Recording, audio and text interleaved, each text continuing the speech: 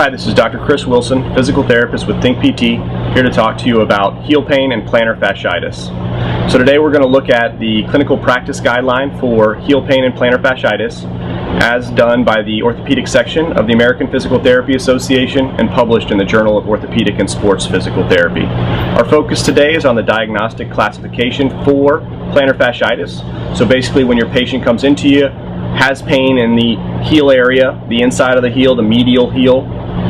These are some basic tests that the evidence says are the best way to determine if it is actually a diagnosis of plantar fasciitis.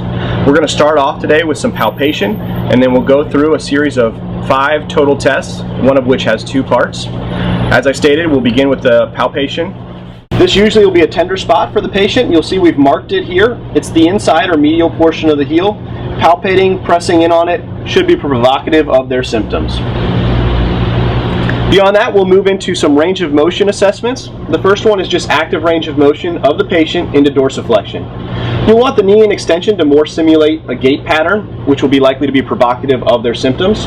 You can also come in and do passive range of motion also into dorsiflexion, and ensuring they've got adequate range of motion. In addition, in the same position, we can go into a test of the Tarsal Tunnel Test, where we'll go into dorsiflexion, eversion, and then toe extension, and then using the Tunnel Test or tapping, seeing if we provoke any symptoms as we go through the tarsal tunnel through here. The next part is a 2-part test. We'll start here, and then we'll have the patient assume a weight-bearing position. But in the non-weight-bearing position, we'll go in and extend the big toe, allowing for interphalangeal flexion, which will also provoke the plantar fascia and may be indicative of heel pain if it reproduces the patient's symptoms. The windlass test is in a weight-bearing position. It's the same test, just a different position. So we will extend the great toe, allowing again for flexion at the interphalangeal joint of the big toe to see if it's provocative and reproductive of the patient's symptoms.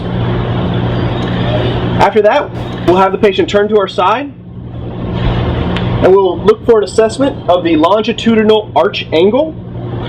There are 3 points to palpate for before getting a measurement.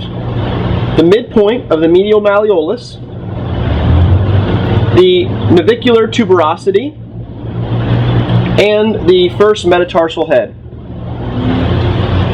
We'll use our goniometer,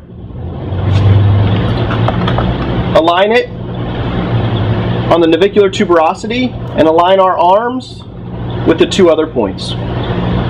Again, looking to see if the range of motion is indicative of faulty foot mechanics and predictive of plantar fasciitis.